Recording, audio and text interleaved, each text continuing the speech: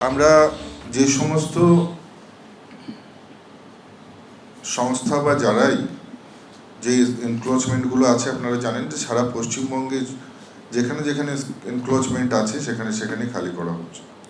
ঠিক একই রকমভাবে খেলাধুলোর জায়গায় যদি অবৈধভাবে কেউ বা কারা এনক্রোচমেন্ট করে থাকে, জবরদখল করে থাকে, নিশ্চিতভাবে তাদেরকে আমরা আইনি পদ্ধতিতে আমরা তাদেরকে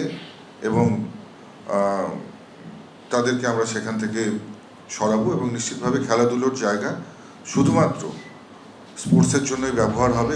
ক্রীড়ামন্ত্রীর কড়া বার্তার পরেই জবরদখল মুক্ত হলো রবীন্দ্র সরোবর স্টেডিয়াম। দখল হয়ে থাকা একাধিক ঘরে লাগানো হলো নতুন তালা।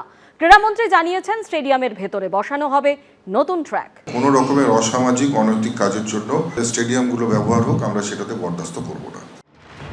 ক্রীড়ামন্ত্রীর হুঁশিয়ারির 48 ঘন্টার মধ্যেই অ্যাকশন মোডে ক্রীড়া দপ্তর।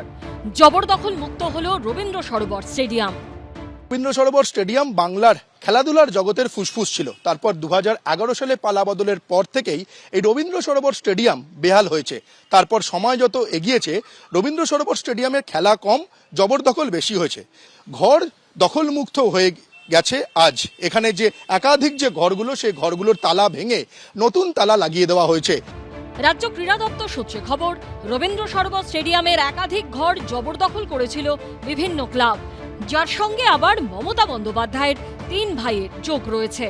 সূত্রের খবর, রবীন্দ্র সরোবর স্টেডিয়ামে যে ক্লাবগুলোর নামে ঘর জবরদখল করা ছিল সেই ক্লাবগুলো হলো কালীঘাট স্পোর্টস লাভার্স অ্যাসোসিয়েশন, যার সঙ্গে মমতা বন্দ্যোপাধ্যায়ের ভাই স্বপন বন্দ্যোপাধ্যায় ওরফে বাবুন জড়িয়ে আছেন; কালীঘাট মিলন সংঘ, যার সঙ্গে মমতা বন্দ্যোপাধ্যায়ের দাদা অজিত বন্দ্যোপাধ্যায়ের নাম জড়িয়ে রয়েছে; এবং বিবেক ক্লাব, যার সঙ্গে মমতা বন্দ্যোপাধ্যায়ের আরেক ভাই কার্তিক বন্দ্যোপাধ্যায়ের যোগ রয়েছে।